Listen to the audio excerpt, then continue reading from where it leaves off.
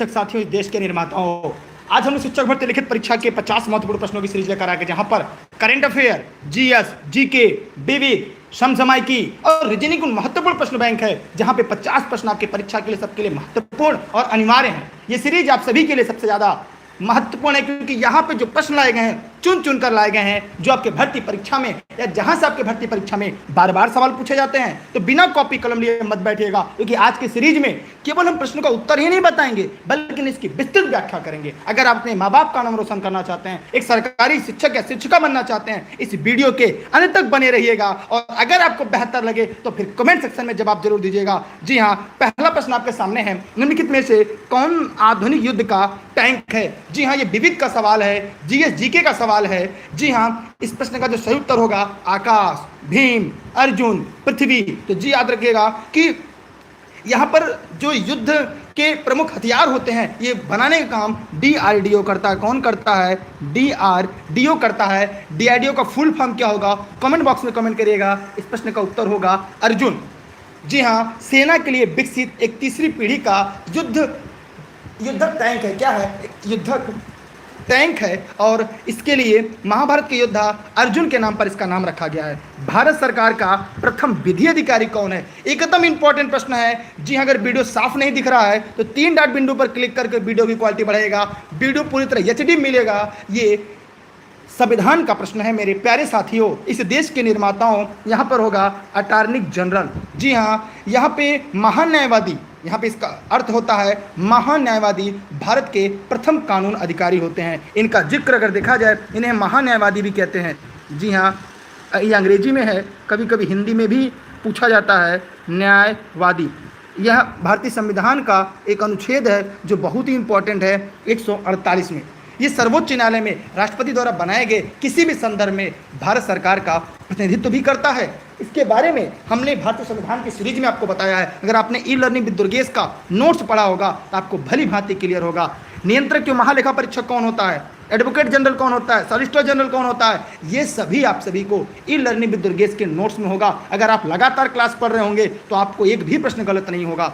Durand cup रट लीजिएगा, खेल का सवाल है। डूरंड कप किससे संबंधित होता है? डूरंड कप की जो आयोजन है, ये एक फुटबॉल प्रतियोगिता के बारे में सी, ये क्या होगा? सी माने सी। इस प्रश्न का उत्तर है 1818 में किया गया था। और 1884-1894 बीच के रहे विदेश सचिव मॉर्मेंटर डूरंड के नाम पर इसका नाम पड़ा।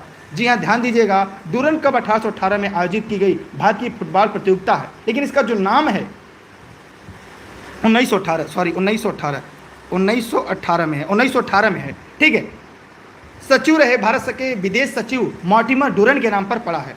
अगला सवाल आपके सामने बहुत ही इंपॉर्टेंट सवाल है, सभी साथी फटाफट कमेंट करिएगा।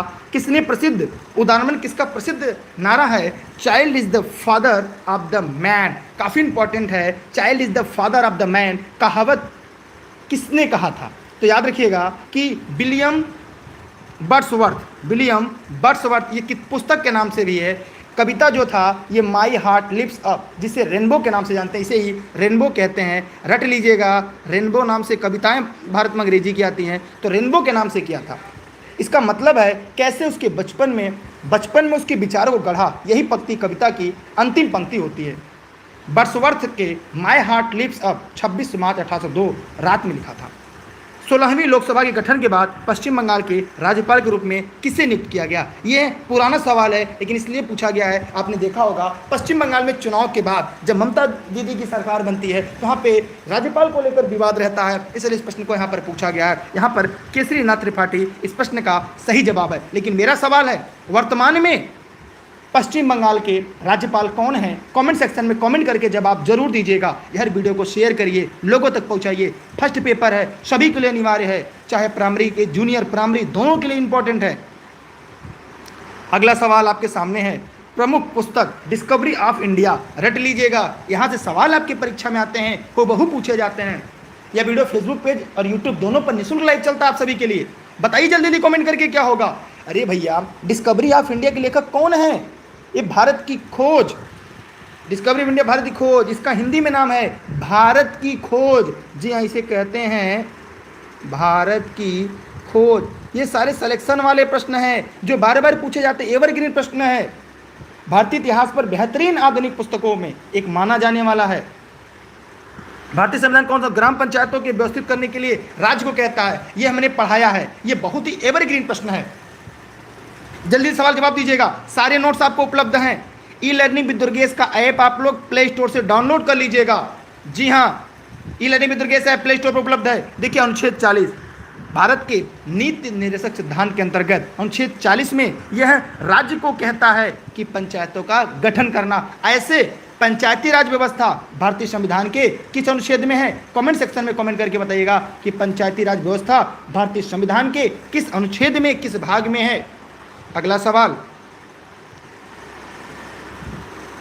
भारतीय संविधान के अनुसार राष्ट्रपति द्वारा कितने अधिकतम संख्या एंग्लो भारतीय समुदाय के सदस्य लोकसभा के लिए नामित किए जा सकते हैं? देखिए ध्यान दीजिएगा, काफ़ी इंपॉर्टेंट सवाल है और इसका जवाब सभी को देना है। जितने साथी लोग इस वीडियो को लाइव देख रहे हैं, चाहे फेसबुक पे चाहे यूट्यूब पर, सभी को देना है। देखिए इसका जिक्र अनुच्छेद 331 में है और इसकी संख्या क्या है? 2 है। लेकिन अभी इसे कुछ दिनों के लिए पोस्टपोन कर दिया गया है। जी हाँ, अभी हाल ही में संविधान संशोधन करके इसे पोस्टपोन कर दिया गया है। दूसरी बात, लोकसभा में कुल अधिकतम सदस्य संख्या जो है वो 552 ही है, जिसमें 543 जनता द्वारा प्रत्यक्ष रूप से चुने जाते हैं, 2 यही एंग्लो इंडियन होते हैं, 7 इसकी अधिकतम है। इस प्रकार लोकसभा में कुल अधिकतम सदस्य संख्या 552 है। किसने वर्ष 2003 भारत की 20वीं विधि आयोग के रूप में कार्यभार संभाला? काफ़ी आउटडेटेड प्रश्न है, लेकिन मैं आपको यहाँ बता दूं कि वर्तमान में कौन है ये बताइए। ये जस्टिस अजीत प्रकाश साथ है। देखिए कौन सा ग्रह पृथ्वी के जुड़वा के नाम से जाना जाता है? जी हाँ, पृथ्वी का जुड़वा बहन, पृथ्वी की बहन, पृथ्वी की भगनी। कमेंट सेक्शन में जाइए, कमेंट करके बताइए कौन सा ग्रह पृथ्वी के जुड़वा के रूप में है। जल्दी जवाब दीजिएगा। देखिए शुक्र ग्रह को पृथ्वी की जुड़वा बहन, भोर का तारा, सांझ का तारा आदि उपनामों से जाना जाता है। दक्षिण पूर्व एशिया का एकमात्र स्थल सीमा देश कौन है? जी हाँ, स्थल अवरुद्ध देश कौन है? Laos, Thailand, Malaysia, Cambodia. अब बताइए लाओस की राजधानी क्या है? थाईलैंड की राजधानी क्या है? मलेशिया की राजधानी क्या है? कंबोडिया की राजधानी क्या है? आप सभी साथी कमेंट सेक्शन में जवाब देते रहिएगा। जी हाँ, इस प्रश्न का जो सही उत्तर होगा वो होगा लाओस। एकमात्र लैंड लॉक देश है ये। लैंड लॉक पूरी तरह से स्थल सीमा से घिरा हुआ है। ठीक है। वियतनाम की राजधानी क्या है बताइए? अगला सवाल आपके सामने है। यार सभी लोग वीडियो को ध्यान से देखिए, कॉपी कलम लेकर बैठिए, इंपॉर्टेंट है। भारत में सर्वोच्च नागरिक सम्मान क्या है? एकदम रट लीजिएगा, हलवा वाले प्रश्न है भैया, यह काफ़ी इंपॉर्टेंट है। इस प्रश्न का उत्तर क्या होगा? यह होगा भारत रत्न। जी हाँ, भारत रत्न भारत का सर्वोच्च नागरिक सम्मान है। इसकी जो स्थापित है यह 1954, जी हाँ 1954 में स्थापित किया गया था और असाधारण सेवा मान्यता की पुष्टि करता है। अब तक कुल कितने लोगों को दिया जा सका है? कमेंट सेक्शन में कमेंट करके बताइए मेरे देश के प्यारे शिक्षक साथियों। जी हाँ, अध्यापक अध्यापिकाओं, बताइए अभी तक भारत रत्न कितने लोगों को दिया जा चुका है? पहला भारत रत्न किसे दिया गया? आखिरी भारत रत्न किसे दिया गया? अगला सवाल आपके सामने है।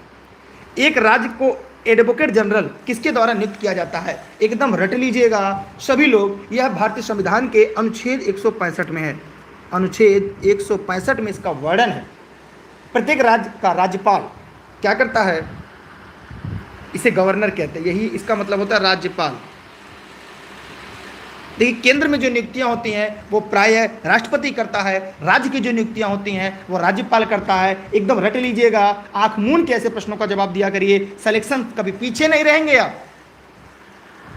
अच्छा ये देखिए थोड़ा सा आउटडेटेड प्रश्न है इसलिए इसको हम लोग छोड़ देते हैं, एक गलती से आज टाइप हो गया है। देखिए मिक्की माउस का चरित्र किसके द्वारा बनाया गया था? Graham Greene, Walt Disney, R K. Laxman, Gore Vidal. सभी लोग फटाफट कमेंट करके बताइएगा। मिक्की माउस एक हास्य पशु कार्टून चरित्र है और वाल्ट डिज्नी के द्वारा 1928 में यह बनाया गया था। ठीक है, कौन सा देश नील का उपहार गिफ्ट ऑफ द नील के नाम से जाना था? जी हाँ, किस देश को नील का उपहार कहते हैं, नील नदी का उपहार कहा जाता है? जी हाँ मेरे प्यारे शिक्षक साथियों, इस देश के निर्माताओं, जल्दी जल्दी कमेंट करके बताइए। अब की बार एक सीट हमार, जब तक तोड़ेंगे नहीं तब तक छोड़ेंगे नहीं। इस जौनपुर के सिराज हिंद से आप सभी के लिए निःशुल्क लाइव क्लास चल रही है। सभी साथी, जी हाँ नोट्स उपलब्ध है, आप घर बैठे प्राप्त कर सकते हैं और e learning with Durgesh app पर उपलब्ध है। देखिए, मिस्र को नील नदी का वरदान कहा जाता है। इतिहासकार हेरोडोटस ने मिस्र को नील नदी का उपहार कहा था। नील नदी द्वारा बहाकर लाई गई गाद से जमा होने के कारण आसपास भूमि उपजाऊ हो गई है, जिससे मिस्र वासियों को गेहूं, तीसी, पपीरम, अन्य फसलों की व्यापार करने की भी सुविधा मिलती है। दूसरा सवाल मेरा आप सभी से है, जी है, पिरामिडों का देश किसे कहते हैं? मेरे प्यारे साथियों, पिरामिडों का देश किसे कहते हैं? कमेंट करके जवाब दीजिएगा। अगला सवाल, 38वीं समानांतर रेखा, ये सारा आपको ई लर्निंग विद दुर्गेश के नोट्स में जरूर मिलेगा। 38वीं समानांतर रेखा किसे अलग करती है? और ये ऐसे प्रश्न हैं जो बार बार पूछे जाते हैं। 38वीं समानांतर रेखा किसे अलग करती है? यार देखिए, यहाँ पर दक्षिण कोरिया और उत्तर कोरिया, इसके बारे में थोड़ी सी मैं कहानी बता देता हूँ। जब जापान ने 1945 में आत्मसमर्पण किया, तब सोवियत एवं अमेरिका के बीच 38वीं समानांतर रेखा स्थापित किया गया। यह समानांतर कोरियाई प्रायद्वीप के बीचों बीच बांटता है और 1948 में उत्तर कोरिया और दक्षिण कोरिया को अलग करता है। कब से? 1948 से, याद रखिएगा। बंदी प्रत्यक्षीकरण, ये देखिए ऊपर विश्व भूगोल का सवाल है, ये भारतीय संविधान का सवाल है। हैबेस कॉर्पस माने बंदी प्रत्यक्षीकरण, परमादेश, उत्प्रेक्षण लेख क्या कहलाती है? ये हमने आपको पढ़ाया है।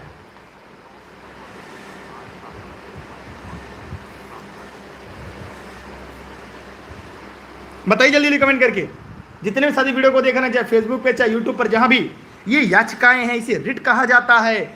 जी हाँ, ये 5 प्रकार के रिट होते हैं, मैंने पढ़ाया है आपको। ये भारतीय संविधान के भाग 3 में वर्णित है। किसमें? जिससे भारत का मैग्ना कार्टा के नाम से भी जाना जाता है। इसमें बंदी प्रत्यक्षीकरण, परमादेश, निषेध, उत्प्रेक्षण एवं अधिकार परीक्षा है। सर्वोच्च न्यायालय, उच्च न्यायालय के भारतीय संविधान के भाग 3 में है। अगर यहाँ पे यस्सी माने सुप्रीम कोर्ट, अनुच्छेद 32, हाई कोर्ट अनुच्छेद कितना है? 226। याद रखिएगा, ये दोनों प्रश्न आपके परीक्षा में पूछे जाते हैं। यार आप लोग वीडियो को शेयर करिए। आप लोगों ने लाइक तक नहीं किया, क्या पैसे कट जाएंगे क्या? आप सरकारी शिक्षक बनने की तैयारी कर रहे हैं, यकीन मानिए आप साथ दीजिए, हम परिणाम जरूर देंगे। आपको परीक्षा हाल में हुबहू प्रश्न मिलेंगे, इस बात की गारंटी अगर आपने रेगुलर क्लास पढ़ा होगा तो। कौन भारतीय पत्रकार एसोसिएशन की पहली महिला अध्यक्ष बनी? जी, आदिति खन्ना। ठीक है, अब देखिए ये भी आउटडेटेड प्रश्न है, यहाँ पर ये टाइप गलत हो चुका है। यहाँ पे 2021, यहाँ पे ध्यान दीजिएगा, ये वर्तमान में उत्तराखंड के मुख्यमंत्री कौन है? यहाँ पे सवाल गलत है, जाने दीजिएगा। वर्तमान में उत्तराखंड के मुख्यमंत्री कौन है? कमेंट करके जवाब दीजिएगा। डायलिसिस कराया जाता है जब खराबी होती है हृदय में, फेफड़े में, लीवर में, गुर्दे में। देखिए यह गुर्दे में होगा। क्या होगा? गुर्दे में।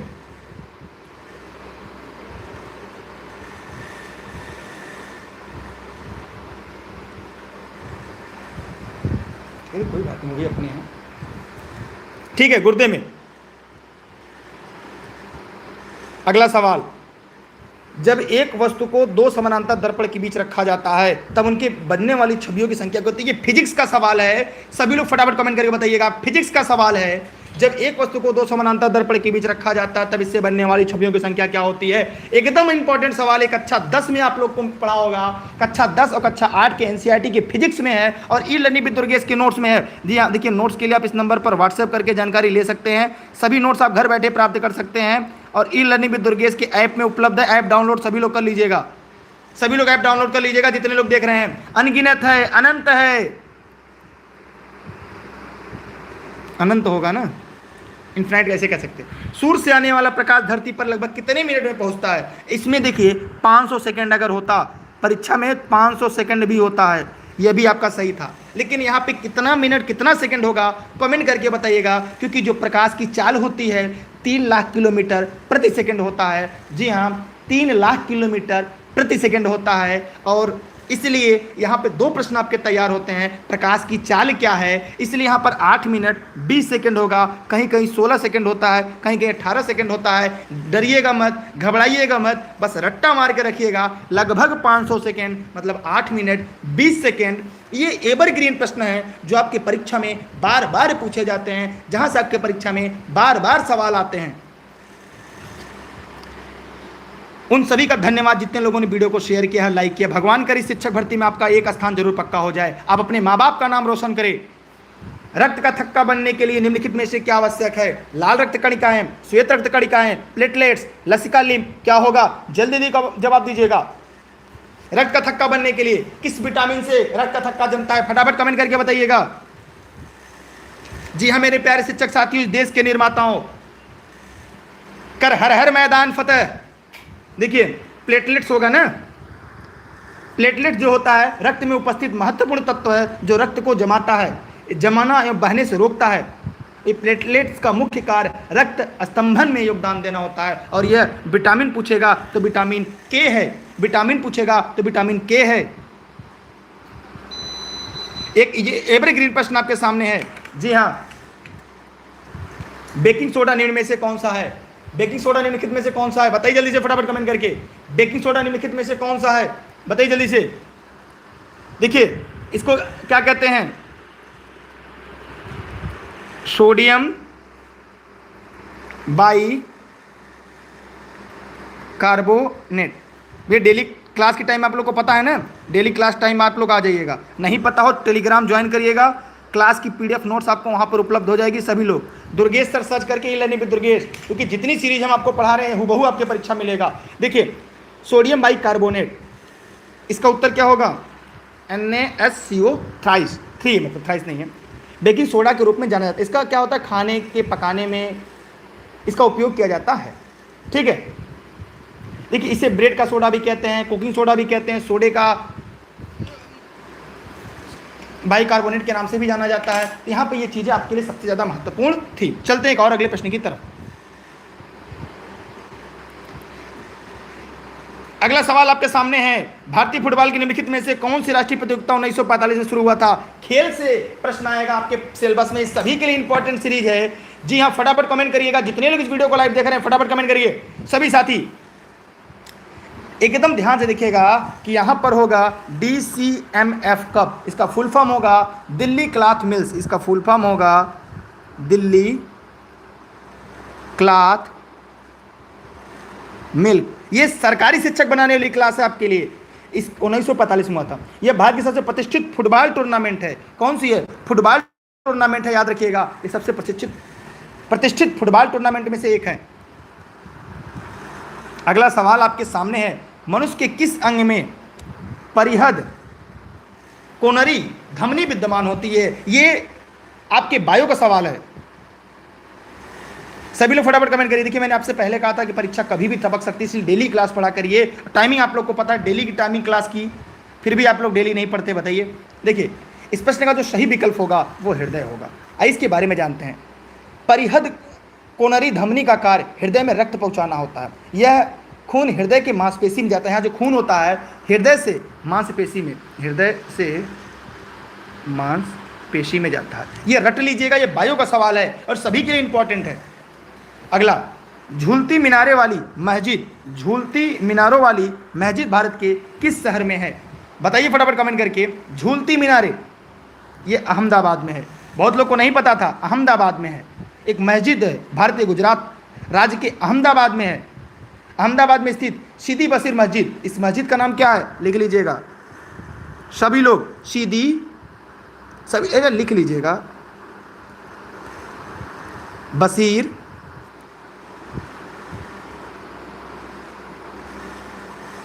मस्जिद, सीदी बसीर मस्जिद। इसको झूलती मीनार कहते हैं। इसे क्या कहते हैं? झूलती मीनार। ये कहाँ पे? अहमदाबाद में। अहमदाबाद कहाँ? गुजरात में है। एवरग्रीन प्रश्न है, परीक्षा में आएगा तो गलती मत करिएगा। हिंदुओं का तीर्थ स्थल सबरीमाला किस राज्य में? काफी विवादित रहा, इसलिए यहां से मैंने प्रश्न पूछा है। कहां पर है? पथानामथिट्टा जिले में। किस जिले में है?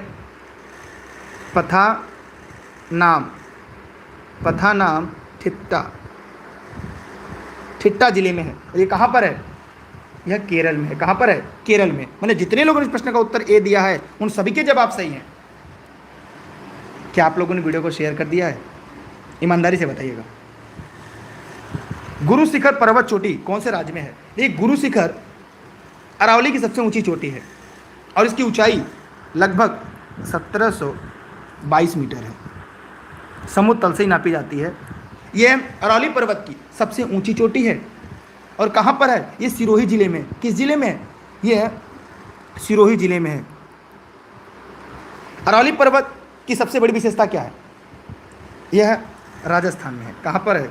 राजस्थान। राजस्थान में सिरोही है। इसके पास मतलब इसी अगर गुरु शिखर के पास ही दिलवारा जैन धर्म का एक प्रसिद्ध मंदिर है। यह पूछा जाता है, दिलवारा का प्रसिद्ध जैन धर्म का जो मंदिर है इसी के पास में है। गुरु शिखर पर्वत 722 मीटर है। अरावली की सबसे ऊंची पर्वत श्रेणी है। अरावली की सबसे बड़ी विशेषता क्या है? कमेंट सेक्शन में कमेंट करके बताइएगा। देखिए, सभी लोग नोट्स के लिए टेलीग्राम जरूर ज्वाइन करके रखेंगे। टेलीग्राम डिस्क्रिप्शन में लिंक है, वहाँ पे डाउनलोड करके रखेंगे। बाकी सभी क्लास की जो लिंक है वो टेलीग्राम पे है और यह class e learning with Durgesh के एप्लीकेशन पर भी है। भारत में वो प्रथम उद्योग जिसका विकास हुआ कौन सा है? भारत का पहला उद्योग कौन सा है जिसका विकास हुआ? एकदम सरल सा प्रश्न है, कोई भी गलती मत करिएगा। सिलेक्शन वाले आप लोग सरकारी शिक्षक कैसे बनेंगे? अध्यापक अध्यापिका बनना है आपको, सिलेक्शन लेना, एक सीट अपने नाम करना है। अब की बार एक सीट हमार। कुटीर उद्योग भैया जी, गांधी जी का पसंदीदा है ये। भारत में विकसित सूती वस्त्रों का निर्माण भी कुटीर स्तर पर ही किया जाता था। अगला सवाल, आर्द्रता निम्न में से किस यंत्र से मापी जाती थी? जल्दी जल्दी कमेंट करिएगा।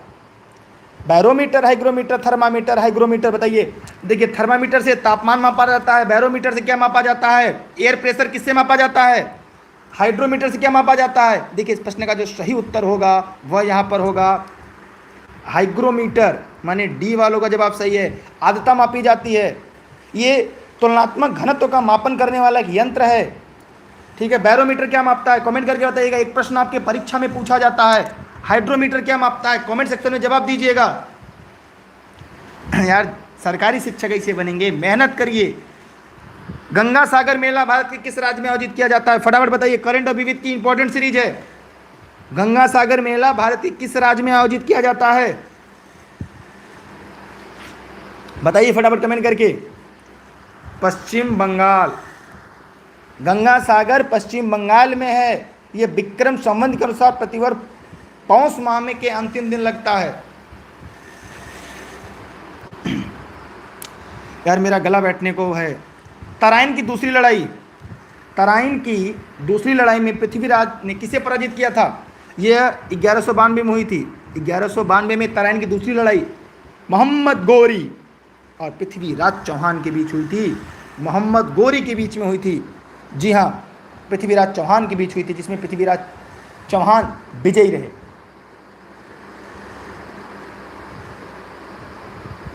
ठीक है।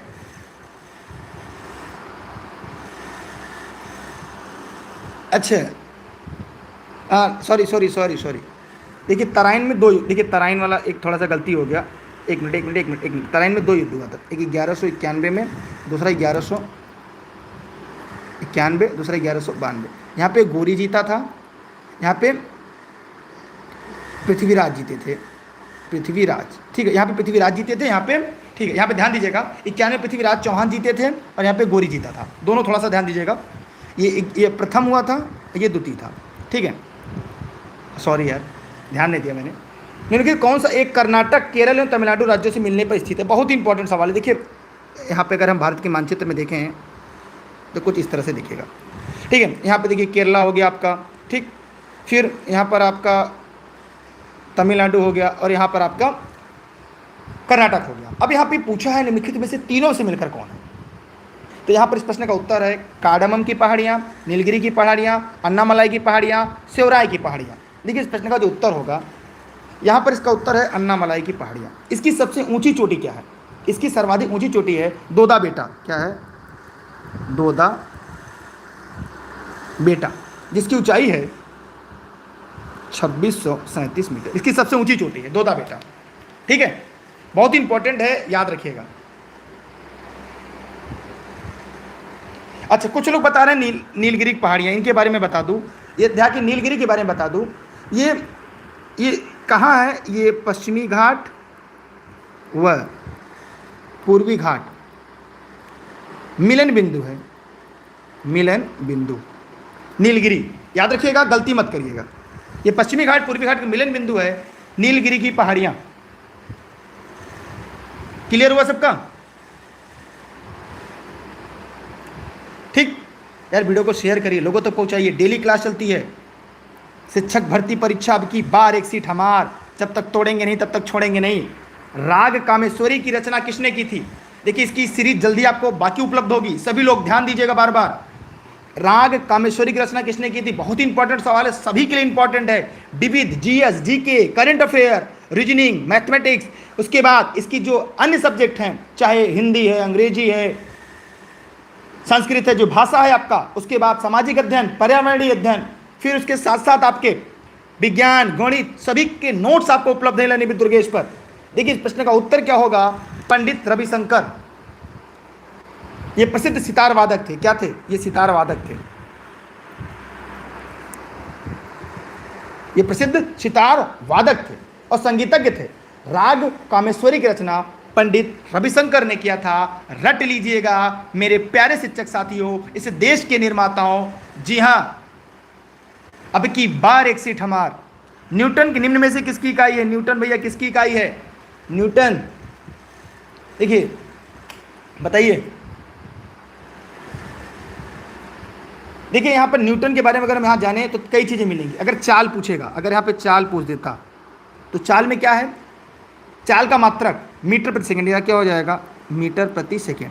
चाल का मात्रक पूछता तब, अगर क्षेत्रफल का पूछता तब, अगर यहाँ पे क्षेत्रफल का पूछता तब मीटर स्क्वायर, मीटर स्क्वायर। अगर आयतन का पूछता तब, आयतन का पूछता तब मीटर क्यूब। ये इसके मात्रक है, ये है मात्रक। तो यहाँ पर आप बताइए किसकी इकाई है? तो यहाँ पर है बल की इकाई न्यूटन है। यहाँ पे देखिए कई तरह से प्रश्न घुमा कर पूछता है, और हम ये चाहेंगे अगर आप सरकारी शिक्षक बनने के लिए पढ़ रहे हैं, सिलेक्शन के लिए पढ़ रहे हैं, तो घुमावदार प्रश्नों को भी अच्छे से पढ़ लें, अच्छे से चीज़ों को जान लें। ठीक है, चलते एक और अगले प्रश्न की तरफ।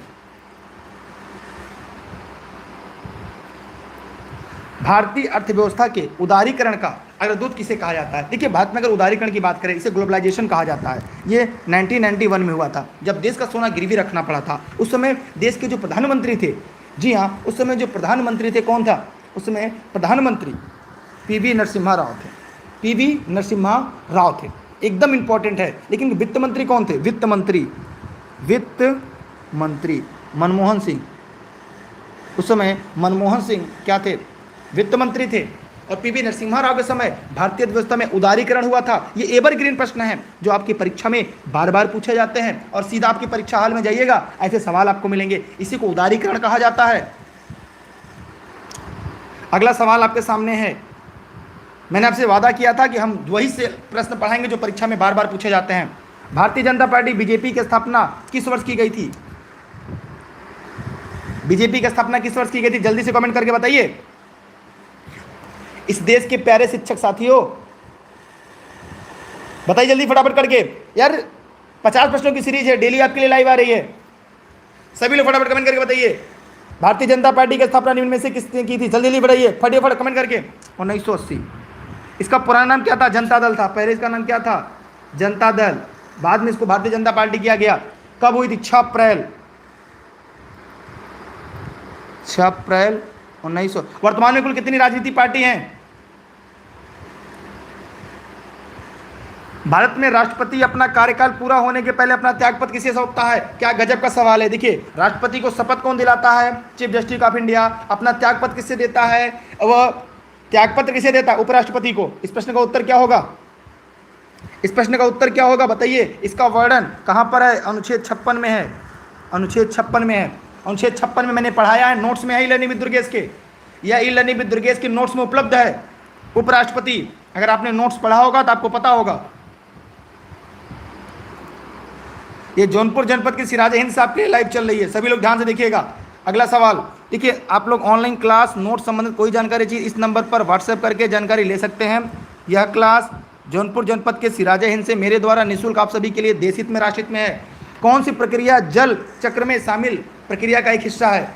विगलन, हिमीकरण, वाष्पीकरण, ऊर्ध्वपातन। आप कहेंगे सर ऐसे ऐसे विकल्प आ रहे हैं, अब ऐसे ऐसे विकल्प आ रहे हैं। अच्छा मैंने उत्तर नहीं बताया था क्या? उपराष्ट्रपति सही था ना वहाँ पे, सी वाइस प्रेसिडेंट। बताइए जल्दी। देखिए ऐसे शब्द आएंगे आपको। देखिए जल चक्र की अगर हम बात करें तो जल चक्र में शामिल प्रक्रिया का एक हिस्सा है। बताइए जल चक्र को मतलब जैसे पृथ्वी वर्षा होती है, फिर क्या होता है उसका वाष्पीकरण बनकर फिर वायुमंडल में जाता है, फिर वर्षा होती है तो वाष्पीकरण होगा, सी यहाँ पर होगा।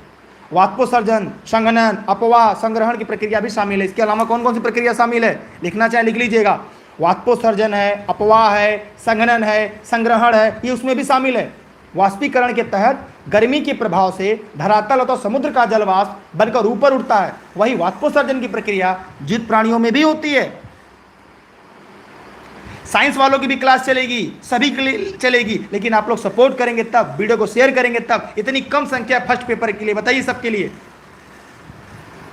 भारत की काली मिट्टी में किस फसल के उत्पादन के लिए सर्वाधिक उपयुक्त है? इसे काली मिट्टी को कौन कौन से नाम से जानते हैं? मैंने पढ़ाया है। मैंने आपको पहले वादा किया था कि जितनी चीज़ें मैंने आपको पढ़ाई हैं उससे बाहर आपको एक भी नहीं मिलेगा, वही चीज़ें मिलेंगी जो परीक्षा में बार बार पूछी जाती हैं। तो जल्दी जल्दी कमेंट करके बताइए। सभी साथी जितने लोग इस वीडियो को देख रहे हैं फटाफट कमेंट करिए। सभी साथी फटाफट कमेंट करें। काली मिट्टी इनमें से किस फसल के उत्पादन के लिए सर्वाधिक उपयुक्त होती है? अरे भैया कपासी मिट्टी भी इसीलिए कहा जाता है, इसे कपासी मिट्टी के नाम से जानते हैं।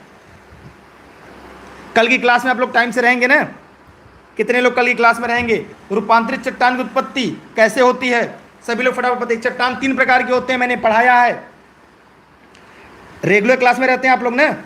चट्टान 3 प्रकार की होती है, इग्नियस रॉक्स, सेडिमेंट्री रॉक्स और मेटामॉर्फिक रॉक्स। तो यहाँ पे मेटामॉर्फिक रॉक्स के बारे में पूछा है। रूपांतरित चट्टान की उत्पत्ति कैसे होती है? देखिए मतलब यदि किसी भी चट्टान में अधिक दाब और ताप दिया जाए, बिना विघटित, बिना वियोजित हुए अगर अपना रंग रूप नहीं बदलती है तो उस प्रकार की चट्टान को हम रूपांतरित सेल कहती है। ये आग्नेय से भी बनती है और तलछटी को हम अवसादी के नाम से जानते हैं, इसे हम अवसादी सेल कहते हैं। अवसादी, इसे एक नाम से और जानते हैं परतदार, परतदार। देखिए विकल्प के आधार पर आप प्रश्न की व्याख्या करते हैं। यार आप लोग इतनी कम संख्या है, डेली क्लास अगर पढ़ना संख्या बढ़ाइए, मैं सारे सब्जेक्ट की क्लास चलवाऊंगा, लेकिन एक शर्त पर जब आपकी संख्या बल बढ़ेगी तब। आप लोग संख्या बढ़ाइए, निवेदन है मेरा आप सभी से। यार इतनी मेहनत होती है आपके लिए। लास्ट सपर एक प्रसिद्ध रिसेंसन चित्रकारी किसकी श्रेष्ठ कृति है? एकदम रट लीजिएगा, एकदम यूनिक प्रश्न है। देखिए फर्स्ट पेपर में तो डेली पढ़ाऊंगा, लेकिन अन्य पेपर के लिए अगर आप लोग संख्या नहीं रहेगी तो मैं टीचर कहाँ से लेकर आऊँगा? बताइए। देखिए लियोनार्डो दा विंसी, ए वालों का जवाब पूरी तरह सही है। लियोनार्डो दा विंसी इस प्रश्न का राइट आंसर है 44 का। ये लियोनार्डो दा विंसी, रट लीजिएगा, जब तक तोड़ेंगे नहीं तब तक छोड़ेंगे नहीं। यार इनके बारे में नहीं पता। द लास्ट सपर इनकी सर्वश्रेष्ठ कृति है। ये इटली के थे। एक प्रश्न पूछता है कहाँ के थे? इटली। इटली की राजधानी क्या है? मैंने कई बार बताया कहाँ कहाँ चीज़ों को पढ़ना है, सभी को मैंने बताया। इसके लिए एक लाइव लेक्चर लेंगे हम। राज्यसभा का सदस्य बनने के लिए आवश्यक न्यूनतम आयु कितनी निर्धारित है? ध्यान से देखिएगा, 30 वर्ष है। किसके लिए? राज्यसभा। एक बार एवरग्रीन प्रश्न है, राज्यसभा, विधान परिषद, विधान परिषद 35 वर्ष। राष्ट्रपति, उपराष्ट्रपति, ठीक है, राज्यपाल, रट लीजिएगा। यहाँ पे लोकसभा, एकदम एवरग्रीन प्रश्न है। विधानसभा, एक बार आप पढ़ लेंगे, जीवन में प्रश्न गलत नहीं होगा। पंचायत सदस्य, मतदाता, 18 वर्ष है यार, 18 वर्ष। किस संविधान संशोधन के बाद इसकी उम्र 21 वर्ष से घटाकर 18 वर्ष की गई? कमेंट सेक्शन में कमेंट करके बताइएगा। करंट की क्लास आपको पूरी मिल जाएगी, करंट की नोट्स आप लोग को उपलब्ध है। यहाँ पे स्क्रीनशॉट कर लीजिएगा, यहाँ पे एक भी प्रश्न आपका गलत नहीं होना चाहिए। जूनियर में क्या क्या पढ़ना है प्राइमरी, इसके लिए मैंने वीडियो बना के डाला है। टेलीग्राम पर जाइएगा, क्लास खत्म होने के बाद मैं दोबारा डाल दूंगा। टेलीग्राम पर आप जाइएगा, दुर्गेश सर सर्च करके मैंने वहाँ वीडियो डाली है। टेलीग्राम जरूर जुड़िएगा, जितने लोग देख रहे हैं टेलीग्राम जरूर विजिट करिएगा, डिस्क्रिप्शन में लिंक है। बार बार मत पूछिए, नहीं बाद में कहेंगे सर बात ज़्यादा करते हैं पढ़ाते कम है, आप लोग सवाल पूछते हैं। संतरा किसका स्रोत है? संतरा किसका स्रोत है? संतरा किसका स्रोत है? कमेंट करके बताइए।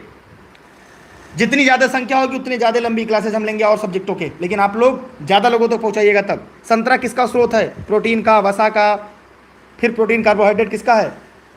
यार कमेंट करके जवाब दीजिएगा। सिलेक्शन लेना है, सरकारी नौकरी करनी है आप लोग को।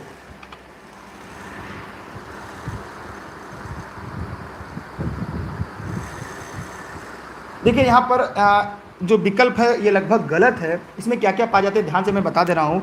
अगर विटामिन की बात करें, अगर हम विटामिन की बात करें, अगर हम यहाँ पे विटामिन की बात करें, इसमें विटामिन ए भी पाया जाता है, विटामिन ई भी पाया जाता है, विटामिन सी भी पाया जाता है, विटामिन B6 भी पाया जाता है। यहाँ पे टाइप गलती से यहाँ पे प्रोटीन भी हो गया है, दोनों बार प्रोटीन ही हो गया है, इसमें एक ही होना चाहिए था। यहाँ पे विकल्प के हिसाब से आपको ये लगाना, ठीक है। प्रचुर मात्रा में क्या मिलता है? विटामिन मिलता है। इस विटामिन इस प्रश्न का सही उत्तर होगा। पूरे सिलेबस के बारे में मैंने वीडियो बनाई, एक बार जाके देख लीजिएगा टेलीग्राम पर। कौन सी सभ्यता अपने नगर नियोजन के लिए प्रसिद्ध है? हमने वही प्रश्न लिया है जो परीक्षा में बार बार पूछे जाते हैं। बताइए जल्दी फटाफट कमेंट करके। देखिए सिंधु घाटी सभ्यता, 2 प्रमुख नगर थे, हड़प्पा, मोहनजोदड़ो, ठीक है। ये एक नगरीय सभ्यता थी। कौन सी विश्व की सबसे ऊंचा ज्वालामुखी पर्वत है? रट लीजिएगा, एकदम इंपॉर्टेंट सवाल है।